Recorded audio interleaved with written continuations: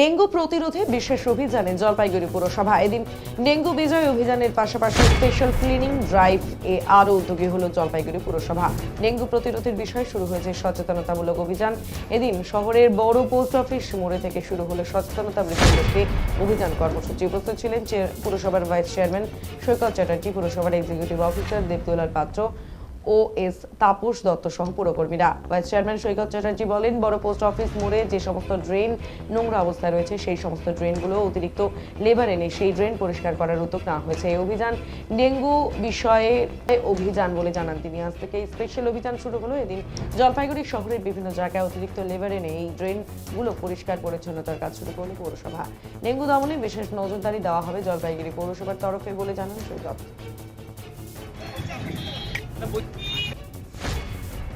আমরা জলপাইগুড়ি শহরে একটা স্পেশাল ড্রাইভে নেমেছি, সেটাকেও আপনি বলতে পারেন ডেঙ্গু বিজয় অভিযান, এবং একই সাথে এটা হচ্ছে স্পেশাল ক্লিনলিনেস ড্রাইভ। তার কারণটা হচ্ছে আপনি দেখছেন যে আপনার জলপাইগুড়ির অন্যতম বর্ধিষ্ণু এলাকা পোস্ট অফিস মোড়ে দাঁড়িয়ে রয়েছে, যার একদিকে হাইকোর্টের সার্কিট বেঞ্চ, সমস্ত প্রশাসনিক বিল্ডিং, সেইখানে আপনারা দেখুন পাশে জেলা পরিষদ, সেইখানে দাঁড়িয়ে যে ড্রেনগুলো বন্ধ হয়ে যাচ্ছে এবং তার সেখানে প্রচুর পরিমাণ ময়লা জমে যাচ্ছে।